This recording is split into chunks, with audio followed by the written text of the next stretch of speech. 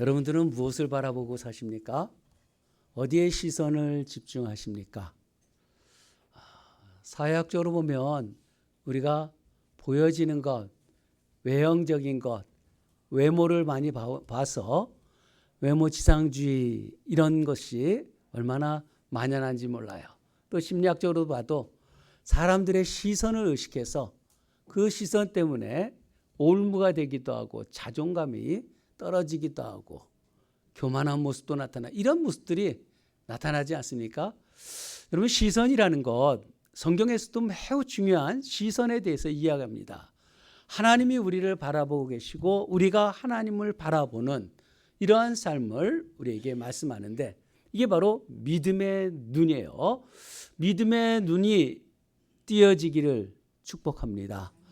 여러분 믿음이 뭘까요? 믿음 하면은 믿음이라는 것 우리 이렇게 교회에 나오고 예배도 드리고 또 봉사도 하고 여러분 이것만 믿음이라고 얘기할 수는 없어요. 이것은 다른 타 종교에서도요 모여서 집회를 갖기도 하고 이단들도 그렇잖아요. 또 불교 신자들도요 절에 가고요 거기서 봉사도 하고 다 해요. 그건 종교 행위입니다. 그 모여서 있다고 그것이 다 참된 그리스도인이냐 그렇게 얘기하지 못해요. 참된 그리스도인은 무엇을 믿느냐예요. 우리가 예수 그리스도이신 하나님을 믿으면서 그 하나님이 누구신가 말씀을 믿는 거예요. 성경에 기록된 하나님의 말씀을 믿는 거예요. 불자들은 뭘 믿습니까? 그 부처의 가르침을 믿는 거잖아요. 그들도 믿음이 있어요. 그러나 우리가 참된 그리스도인의 믿음이라는 것은 하나님의 말씀을 믿는 겁니다. 이 말씀을 그래서 말씀이 기록된 것 그리고 말씀을 전하면 전한 말씀을 붙들고 삶을 살아내야 되는 거예요. 이것이 바로 참된 그리스도인이라고 말할 수가 있을 것입니다. 그런데 우리가 왜 교회는 나오고 예배도 드리고 또 봉사도 하는데 왜 변화되지 않을까? 변화되지 않는 이유는 뭐겠어요? 변화되지 않는 것은 결국은 내가 참된 믿음을 갖지 못해서 그래요. 왜 교회에서 싸우고 분열을 일으키고 왜 그렇습니까? 간단해요. 하나님 말씀은 그렇게 여기 말씀하지 않잖아요. 내가 교회를 다녀도 하나님 말씀대로 살지 아니하는 이게 그리스도인이라고 말할 수가 없는 것이 바로 그런 것 아니겠습니까? 그래서 믿음이라는 것은 하나님의 말씀을 붙들고 주님 앞에 사는 종교 행위를 하지 말고 참된 그리스도인이 되길 주님의 이름으로 축복합니다. 그러기 위해서는 주님 앞에 눈을 들어 봐야 된다는 거예요. 뭘 바라보고 뭘 생각합니까? 자기 속에 갇혀 있는 것이 아니라 하나님을 바라보라는 거예요. 세상을 보는 것이 아니라 하나님을 바라보라는 거예요. 오늘 우리에게 주시는 메시지입니다. 성경에 하나님이 우리를 바라보는 것 그리고 우리가 주를 바라보는 것 두 가지 관점 속에서 오늘 말씀을 전하려고 그래요. 시편 121편 4절에 보면은요 그 앞에 보라라는 말이 우리 성경에는 빠져 있어요. 히브리 단어로 힘내라는 단어가 있어요. 제가 히브리 성경을 찾아보니까 거기에 힘내라는 말이 붙여 있어요. 그 말이 보라라는 뜻이에요. 보라. 여러분 보라라는 말을 쓸 때는 언제 봅니까? 여러분 성경에서 뭐 아멘 아멘 진실로 진실로 이런 말씀이 있을 때 강조하잖아요. 귀 있는 자는 들을지어다 하면 그것은 어떤 결정적인 것을 우리에게 알려주실 때 너가 단호하게 결심할 때 이런 말씀을 우리에게 던져주시는 거예요. 그래서 그런 말씀처럼 보라라고 그랬을 때는 모든 주의를 다 환기시켜 놓고 이것은 정말 너의 삶 속에 매우 중요하니까 이 말씀들을 바라보라는 거예요. 오늘 우리에게 그 말씀을 보라라고 합니다. 뭘 보라고 하는가? 하나님이 우리에게 졸지도 주무시지 아니하시는 것 그분이 우리를 그렇게 돌보시는 것을 너희는 보라라고 말씀하고 있어요. 또한 오늘 말씀 속에 시편 123편 2절에서도요. 거기에 똑같은 힘내라는 단어가 있어요. 보라라는 말이 있어요. 그것도 같이 기록해 놨으면 좋겠어요. 보라. 보라는 거예요. 성경에서 보라. 세상 모든 죄를 짊어지고 가는 어린 양이다. 이렇게 표현할 때도 보라라고 하고요. 보라 내가 속히 오리니 할 때도 보라 이런 말씀을 쓰잖아요. 성경에 곳곳에 보라 보라 보라 이렇게 말씀해요. 우리가 이 말씀을 봐야 돼요. 우리가 주를 바라보고 은혜 베푸시기를 기다리는 이런 삶을 살아갈 것을 우리에게 요구하고 있습니다. 우리에게 가장 실천할 만한 가치가 있는 말씀이니까 오늘 이 말씀을 듣고 그대로 실천하는 은혜가 있길 소망합니다. 먼저 주님께서 깨어있는 눈으로 우리를 바라보신다. 하나님은 하나님의 택한 백성들을요 지키시는 것이 하나님의 고귀하신 직무이세요. 하나님은 하나님의 백성을 눈을 들어 보신다 그러잖아요. 그리고 너를 향하여 드사 이렇게 표현하잖아요. 하나님은 우리의 인생을 다 굽어 살피사 성경에 숱하게 우리를 살펴보신다는 거예요. 하나님은 우리를 보시고 있어요. 완벽하게 완전하게 우리를 지키시는 분이 하나님이세요. 그래서 우리를 양떼를 돌본 같이라고도 표현하고 또 우리를 보배로 여기신다는 말 있잖아요. 보배로 여겨요. 우리를 얼마나 보배로 여기시는지. 새하늘과 새 땅이 온통 보석으로 가득 채웠잖아요. 새하늘과 새 땅이 뭡니까? 그것은 곧 그리스도인을 뜻하잖아요. 성도를 뜻해요. 성도들이 얼마나 보석 같은 것으로 가득 채워져 있는지. 출애굽기 19장 5절에 보면요. 언약을 십계명 말씀을 주기 전에 그 말씀들을 풀어가시면서 우리에게 던지는 말. 내 말을 듣고 내 언약을 지키면 모든 민족 중에서 너희들이 내 소유가 될 것이다. 이 소유라는 말, 이 세굴라라는 말이에요. 그 말은 조약을 맺을 때 쓰는 전문 용어입니다. 강대국과 약소국이 조약을 맺어요. 너희는 강대국을 잘 섬기면 너희 약소국을 내가 보배처럼 여겨줄게. 하나님이 이 말씀을 인용해서 사용하시는 거예요. 성경에서요. 곧 우리가 하나님을 잘 섬기면 하나님은 너는 내 자식이야, 내 소유야, 내 보배야 하면서 우리를 보배로 여겨주신다는 말씀이에요. 말라기 3장 17절에도 또 똑같은 말씀이 있어요. 내가 너희의 정한 날에 나의 특별한 소유로 삼을 것이다. 내가 너희를 아끼겠니. 특별한 소유, my jewel이에요. 하나님이 우리를 내 보물로 여기신다는 거예요. 똑같은 세굴라. 너는 내, 영어 성경이 그렇게 표현해요. 내 보물이다. 그리고 내가 너를 아끼겠다. 주님이 우리를 보물처럼 여기네요. 한 사람 한 사람을 얼마나 보물로 여기는지 몰라요. 그렇게 존귀한 우리를 바라보고 계세요. 하나님의 백성들, 교회, 성도들을 지금부터 영원까지 보배로 여기시는 거예요. 그분이 하실 일이에요. 주님은 당신께서는 항상 우리에게 그렇게 사신다는 거예요. 졸지도 주무시잖아요. 우리는 피곤하면 자지만 주님은 졸지도 않고 주무시지도 않으세요. 졸지도 주무시지 않으니까 언제나 서나 항상 우리 생각하시는 거예요. 주님이 우리를 생각하고 계세요. 하나님은 자기 백성을 결코 잠시라도 잊질 않으세요. 그리고 그분이 우리를 도와주시는데 결코 부족함이 있을 수가 없어요. 하나님은 그분은 전능하신 분이잖아요. 그 하나님이 우리를 도와주시는 분이에요. 그 하나님이 우리 삶의 아버지가 되어주시고 우리의 모든 삶을 인도하시는 분이라는 거예요. 이사야서 49장 15절에도 여인이 그 젖먹이 자식을 어찌 잊겠으며 하여 혹시 잊을지라도 나는 너희를 잊지 않겠다. 내 손바닥에 너의 이름을 새겨놓았다 그랬잖아요. 주님이 우리의 이름을 새겨놓고요. 내가 너의 성벽을 항상 내 앞에 있게 하겠다. 항상 우리를 보호하시겠다고 하나님은 약속하셨어요. 우리를 지키시고 보호하시고 인도하시는 여호와 하나님. 그래서 그 앞에 보라라는 말이 있는 거예요. 보라. 그 말을 사용할 만큼 감탄하는 거예요. 감탄스럽습니까? 여러분들에게 그런 하나님이시라는 거예요. 여러분 이렇게 달콤한 말씀이 어디 있어요? 항상 지키시고 졸지도 주무시지 아니하시면서 우리를 보호하시고 인도하실 것이고 그리고 손바닥에 새겨놓고 우리를 기억하시면서 그리고 그분은 항상 우리에게 보물로 생기고 보화로 여기시고 아주 소중하게 아끼시면서 한 사람 한 사람 우리를 돌보신다는 거잖아요. 그냥 말씀을 꿀꺽꿀꺽 생기세요. 이런 말씀 생기면 얼마나 힘이 납니까? 이런 보약, 세상의 보약 먹는 거 비교할 수 있겠어요? 하나님의 약속이잖아요. 이 약속을 우리에게 주셨어요. 믿음대로 될지어다. 하나님 이 약속을 우리가 붙들고 살면 뭐가 부족하겠습니까? 하나님이 이런 하나님이에요. 그런데 우리는 과연 어떤가? 성도의 눈을 하나님 앞에 고정시키는 것. 하나님이 우리에게 시선을 고정시키는 것은 참 놀라운 일이지만 우리가 하나님 앞에 시선을 고정하는 것은 더 놀라운 일이에요. 왜 그럴까요? 하나님이 우리에게 시선을 고정하시는 것은 하나님이 사랑이시잖아요. 택한 백성을 얼마나 소중히 여기십니까? 보물처럼 여기시고 그분은 전지하시고 전능하시니까 우리를 돌보는데 부족함이 있을 수가 없잖아요. 그분의 성품 자체는 완전하시기 때문에 우리를 바라보시는 것 한시라도 놓치지 아니하고 우리를 돌보시는 것 하나님은 당연히 하실 수 있는 분이에요. 당연히 하실 수 있는데 우리는 그렇지 않잖아요. 우리가 하나님을 온전히 바라본다는 거 우리 본성이 그렇지 못해요. 이 세상 만물을 창조하신 거 그거 다 보세요. 그 꽃송이 하나, 저 구름, 별, 달, 해와 모든 것들이 이 세상에 있는 그 모든 것을 보면 그 안에 하나님이 다 그의 영광을 드러내시고 그가 아름답게 하나님을 다 물들여 놨어요. 온통 그런 모습이 가득 채워져 있는데도 하나님이 없다라는 사람, 어리석은 자들이 있잖아요. 그들만이 그렇습니까? 교회를 다니는데도 하나님 없는 것처럼 사는 사람들이 얼마나 많이 있습니까?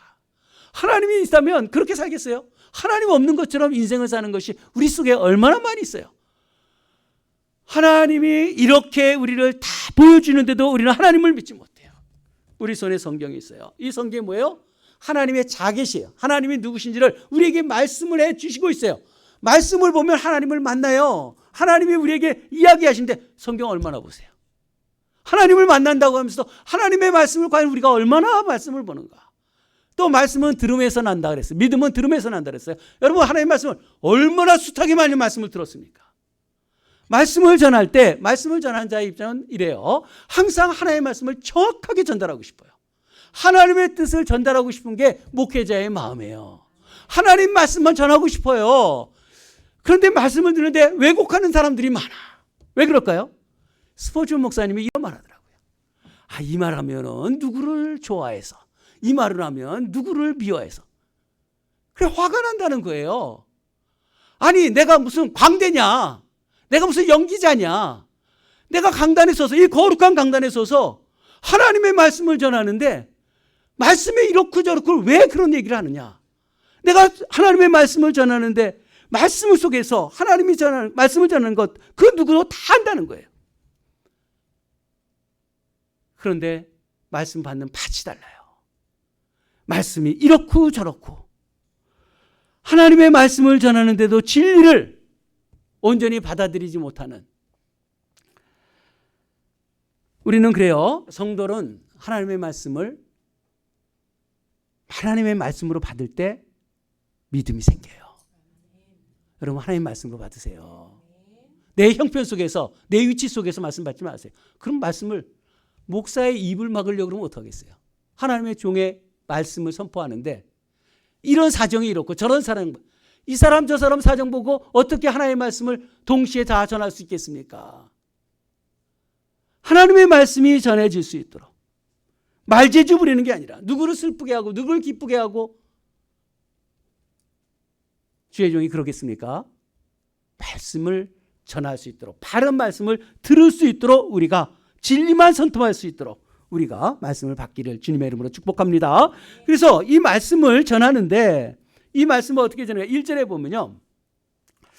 하늘에 계시는 주여 라잖아요. 하늘에 계시는 주여. 내가 눈을 들어 주께 향하나이다. 이 하늘이란 건 뭐겠어요? 하늘. 하늘이라는 것은요. 이 공중에 있는 하늘, 그 공중에 있는 하늘을 본다면 새들이 먼저 천국 가겠죠. 우리는 이 하늘이라는 것은 우리와 다르다는 거예요. 우리와 다른 초월적인 존재이신 것을 시간과 공간과 모든 우리와 다른 창조주와 피조물의 관계 속에서 그분은 우리에게 언제나 주가 되어주시는, 그래서 우리는 항상 눈을 들어 주를 바라만 봐야 하는 그러한 삶이라는 것을 강조하고 있어요. 하늘에 계신 주여, 우리와 다른 주여, 당신께 내가 눈을 들어 주께 향하나이다. 주님 앞에 눈을 향하는 삶을 살아야 할 것을 말씀하고 있습니다. 그래서 이 존재론적인 구분이에요. 우리와 다르시다는 것을 말씀하고 2절에 보면 보라 라는 말이 먼저 빠졌어요. 보라, 봐야 돼요. 성전의 손을 바라보는 종들의 눈같이. 상전의 손을 바라보고요. 또 여주인의 손을 바라보는 여종의 눈같이 우리의 눈을 여호와, 우리 하나님을 바라본다. 이 바라보는 믿음이에요. 우리의 눈이 여호와를 바라보고요. 우리에게 은혜 베풀어 주시기를 기다리는. 여러분 이것이 우리에게 있어야 돼요. 하나님을 바라보고요. 하나님이 우리에게 은혜 베푸실 것을 기다리는 거예요. 이게 우리에게 있어야 합니다. 종은 주인이 무엇을 하는지.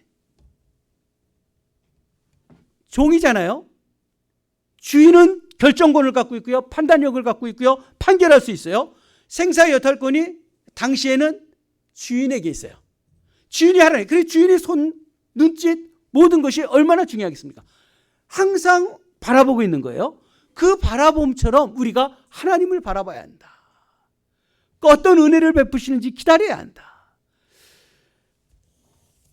시편 말씀 속에 32편 9절에 보면 너희는 무지한 말이나 노새같이 되지 마라.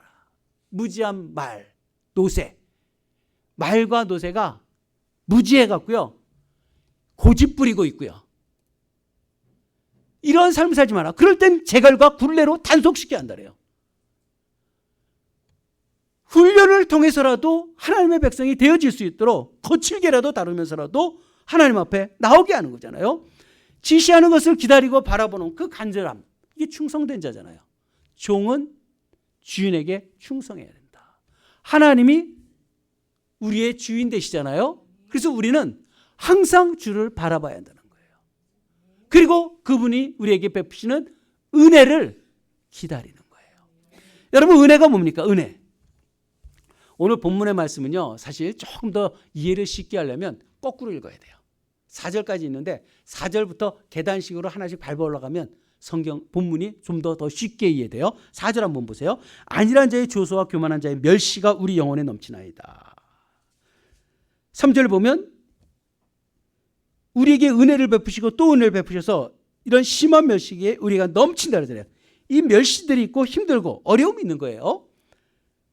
그래서 2절로 올라가면은 우리가 여호와를 바라보며 우리에게 베푸실 은혜 베푸시를 기다리는. 그리고 1절로 올라가서 하늘에 계신 주여 내가 눈을 들어 주께 향하나이다. 삶이 힘들고 어려운 문제들이 우리 속에 있으니까 그 삶을 극복하기 위해서 은혜를 구해요. 은혜를 구하는데 그 은혜가 뭐냐면 여호와를 바라보고 은혜를 기다리는 거예요. 그래서 하늘을 바라보나이다. 주께 향하나이다. 이렇게 말씀이 구조가 이루어진 거예요. 은혜를 그렇게 기다립니다. 은혜가 뭘까? 은혜가 뭘까? 여러분, 은혜가 뭐예요? 은혜가. 여러분, 믿음이란 것도 좀 전에 이야기했어요. 믿음이라는 것은 하나님의 말씀을 지켜 행하는 것을 믿음이라 그래요. 은혜라는 것은 우리가 하나의 선물로 이렇게 생각은 하는데 이 카리스란 이 선물이에요. 그 의미는 그런데 이 은혜라는 것을 성경에서 말할 때 여러분 우리가 이 세상에 있는 것 잘 먹고 잘 살고 부유해지고 좋은 차 타고 좋은 집 살고 여러분 그것을 은혜라고 그것도 물질적인 세상 속에서 살아갈 수 있는 은혜이기도 해요. 그거 은혜 아니라고 얘기할 수는 없어요. 하나님이 주신 거니까. 그러나 그것을 우리가 성경이 말하는 은혜로 여긴다면 믿지 않는 사람들도 얼마든지 잘 먹고 잘 사는 사람 훨씬 더 많아요. 여러분 그런 은혜를 구하려면 교회 뭐하러 나와요? 교회에서 은혜라는 것은요. 구원을 베푸시는 것이 은혜예요. 구원이라는 게 뭡니까? 이미 얻은 구원이 있잖아요. 그리고 지금 이루어가는 구원이 있어요. 그리고 앞으로 성취될 구원이 있어요. 그 구원이란 게 우리는 시간적으로 이렇게 느껴지지만 하나님 편에서는 그것이 하나가 되어 있죠. 우리를 의롭다 칭한 것은 이미 우리에게 의롭다 칭함을 얻었어요. 그럼 과거에 이미 우리는 구원을 얻은 자가 되어버렸어요. 그러나 지금도 두렵고 떨림으로 구원을 이루어가라 그러잖아요. 지금도 우리가 정말 구원을 받은 자라면 구원을 이루어가는 삶이 있어야 되는 거예요. 구원을 이루어가는 삶이 뭡니까? 은혜를 구하는 삶이죠. 은혜를 구하는 삶이 있어야 돼요. 그리고 앞으로 하나님의 나라에 갔을 때 완전한 구원이 우리에게 성취돼야 되잖아요. 이것이 우리에게 구원의 은혜예요. 구원의 은혜가 우리에게 있어야 되는데 주님 앞에 우리는 언제 어떤 일이 벌어져서 주님 앞에 갈지 몰라요. 제가 교통사고가 났다 그랬을 때 아니 회개할 기회도 없어요. 한순간에 이거 대형 사고다. 그리고 사고 나더라고요. 주님 찾지도 않아요. 목사인데도 주님 못 찾아요. 별 5만 가지 생각이 있었는데 그리고 나서부터 저를 항상 생각하는 게 있어요. 언제 우리가 하나님 부르실지 모르는 거죠. 회개할 기회도 없어요. 주님 앞에 우리가 언제 주님 앞에 갈지 모르는 그럴 때 주님이 우리 보고 너 나 바라보지 않았어. 그럼 어떡할 거예요? 너가 언제 나 바라봤니? 교회는 들락날락했는데 너가 정말 나를 바라보며 살았니? 정말 부끄럼 당하는. 여러분 구원받지 못하고 죽지 말았으면 좋겠어요. 그처럼 마음 아픈 게 어디 있겠어요. 구원 못 받으면 죽지 않아야 되잖아요. 구원 못 받고 죽으면 둘째 사망이 있대요. 마귀에게 줄 때 거짓 선지자들, 불신자들이 갈 둘째 사망에 가는, 이것처럼 안타까운 게 어디 있겠어요. 여러분 주를 바라보길 바랍니다. 구원받아야 돼요. 우리에게 예수를 믿는 것은 구원의 은혜예요. 구원의 은혜. 또 한 가지 은혜라는 건 뭘 뜻하냐면은 충성이에요. 주를 위해서 살아가는 것. 여러분 나에게 직분 준 게 얼마나 귀한지 몰라요. 주를 위해서 살아간다는 것, 주님이 우리를 인정해 주는 거 아니겠어요? 하나님이 하실 일을 우리가 대신하는 거예요. 이것처럼 귀한 것이 어디 있어요? 나에게 직분 준 거, 장로 되고 권사 되고 안수집사 되고 교회의 책임자로 주었다는 것처럼 귀한 게 어디 있어요? 그 직분이 하나님의 은혜라는 거예요. 성경에서도요, 죄가 주관하지 않는 은혜라 그래요. 죄가 주관하지 않는 은혜. 로마서 6장에 보면 그런 말씀이에요.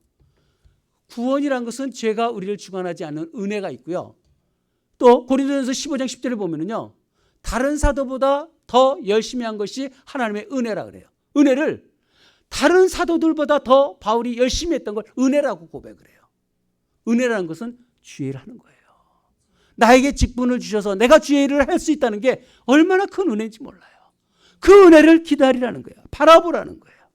하나님 앞에 구하는.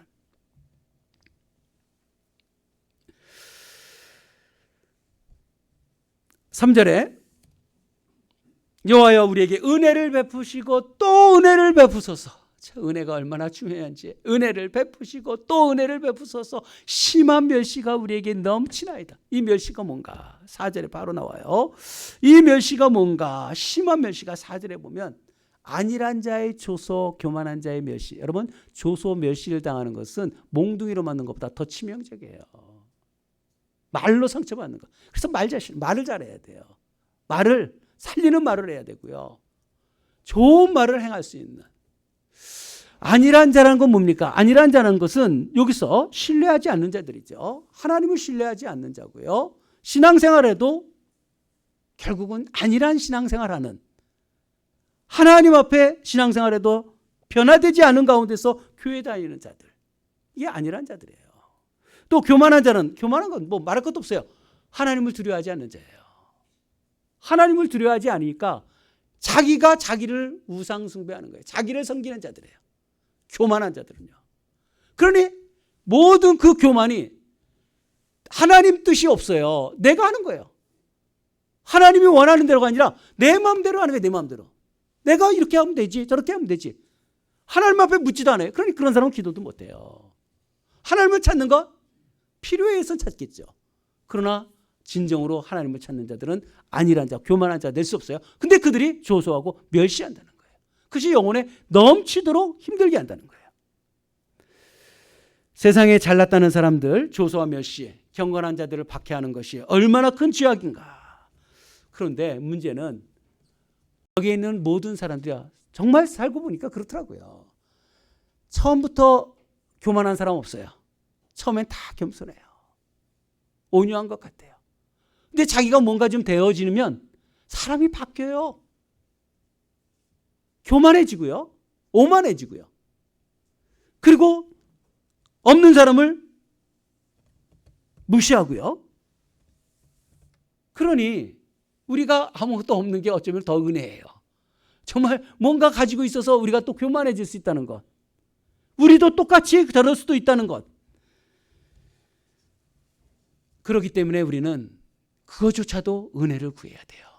어떠한 형편 속에도 하나님의 은혜 없이는 우리가 살 수 없다는 것을 우리가 인정을 해야만 할 것입니다. 1절에는 내가 주를 바라본다 그랬는데 2절, 3절, 4절은요. 우리가 주께 바라본다는 거예요. 개인만이 아니라 공동체에도 환란이 있다는 거예요. 그리스도인은요 평안합니다. 믿습니까? 그리스도인은 평안이에요. 그렇다고 평안한 삶이라고 하진 않아요. 삶은, 그리스도인이라는 것은 항상 은혜로 하나님 앞에 살아갈 수 있는 진리의 빛도 있지만 어둠의 흑암이, 고통이 우리에게 같이 겹쳐서 와요. 인생은 그래요. 예수 믿는다고 고난이 없습니까? 고통이 없습니까? 예수 믿기 때문에 지금 무시당하고 조롱하고 조소하고 이런 모습이 있잖아요. 예수 믿어도 이런 일들이 우리에게 있어요. 그러나 이럴 때 우리가, 오늘 말씀 제목은 뭐냐면 은혜를 구하는 기도예요. 은혜를 구하는 기도를 하나님 앞에 드리는 거예요. 평안하지만 평안할 수 없는데 평안하다. 이것은 내 은혜가 내게 조가다. 아파도 상관이 없어요. 병들어도 상관이 없어요. 조롱과 질시가 우리에게 있어도 그것이 더 이상 문제가 되지 않는 것, 이것이 바로 은혜라는 거예요. 여러분, 이 은혜를 구하면서 하나님을 바라보는 거예요. 하나님이 우리에게 구원의 은혜를 베푸시고 또한 하나님 앞에 충성된 대로 주어진 사명을 감당할 수 있다는 것, 이것을 두 개만 딱 붙들고 있다면 여러분, 세상에 아무리 우리를 요동케 하더라도 흔들릴 일이 없어요. 그래서 하나님 앞에 우리가 할 수 있는 건 뭐예요? 기도라는 거예요. 기도. 오늘 기도예요. 여러분, 기도는 아무나 하는지 아세요? 여러분들이 왜 기도를 못하는가 한번 생각해 보세요. 기도하는 사람과 기도하지 못하는 사람, 왜? 무슨 차이인지 아세요? 첫 번째는 하나님이 기도해도 들어주지 않는다고 생각하는 사람들은, 불신자들이죠. 그들은 기도 안 해요. 당연히 안 하죠. 기도에 아무 소용이 없다는 것. 또 한 가지는 영적인 문제예요. 마귀에게 사로잡히면 절대로 기도할 수가 없어요. 기도의 자리에 나올 수가 없어요. 어떻게 나와요? 하나님 앞에 기도할 수가 없는 거예요. 삶 자체가 기도가 되지 않아요. 또 한 가지, 기도하지 않는 사람들은요, 자기의 존재를 꿰뚫어 보지 못해서 그래요. 내가 누군지를 몰라요. 기도를 해서 주님이 필요하다는 것을 모르니까 기도를 하지를 않아요. 또한 기도는 나에게 소망이 없다는 거예요. 기도하지 않는 사람은 소망이 없으니까 기도 안 하잖아요. 내게 소망이 있다면 주님 앞에 기도하는 게 너무 당연한 거 아니에요? 그래서 결국은 기도하지 않는 것은 참된 그리스도인이 되어질 수가 없어요. 그래서 하나님, 내게 기도를 가르쳐 주십시오. 늘 기도하려고 하나님 앞에 늘 살아가는 게 얼마나 중요한지를 우리가 알아야만 할 것입니다. 하나님의 위대하심을 구하면서 하나님 앞에 살 수 있는 하나님의 종들, 하나님의 백성들이 되길 주님의 이름으로 축복합니다. 오늘 말씀 속에 기도를 무엇을 해요? 은혜를 구하는 거예요. 힘들고 어려운 일들 우리의 인생에 너무 많아요. 죽을 때까지 있을 거예요. 저에게도, 여러분들에게도, 교회에도. 그럴지라도 우리는 은혜를 구하면서 하늘에 계시는 주여, 내가 내 눈을 주께 향하겠다라고 하나님 앞에 고백하면서 하나님만 바라보면서 주님 앞에 사는 그러한 하나님의 자녀들, 하나님이 졸지도 주무시지도 아니하시면서 여러분들을 끝까지 인도하시고, 이렇게 우리가 주를 바라보는 것도, 주님이 우리를 바라보는 것도 은혜지만 우리가 주를 바라보면서 사는 게 더 놀라운 은혜예요. 이 놀라운 은혜가 우리들 속에 있기를 주님의 이름으로 축복합니다. 세상 문제 하나도 없어요. 걱정될 거 없어요. 주님이 죽을 때까지, 그리고 우리 자손들 다 책임져 주시는 어마어마한, 정말 우리가 감히 범접할 수 없는 그 하나님이 우리를 보호해 주신다. 성경을 읽으면서도 그런 확신이 없다면 저도 성경 때려치고 세상 나갈 것 같아요. 근데 하나님 말씀 보면은요, 절대로 그러지 못해요. 말씀 속에서 얼마나 구구절절 우리에게 놀라운 메시지를 우리에게 주고 계시는지, 이런 말씀들을 붙들고 승리하는 하나님의 종들 되길 주님의 이름으로 축복합니다. 기도합시다. 오늘 말씀 우리에게 주셨는데 나는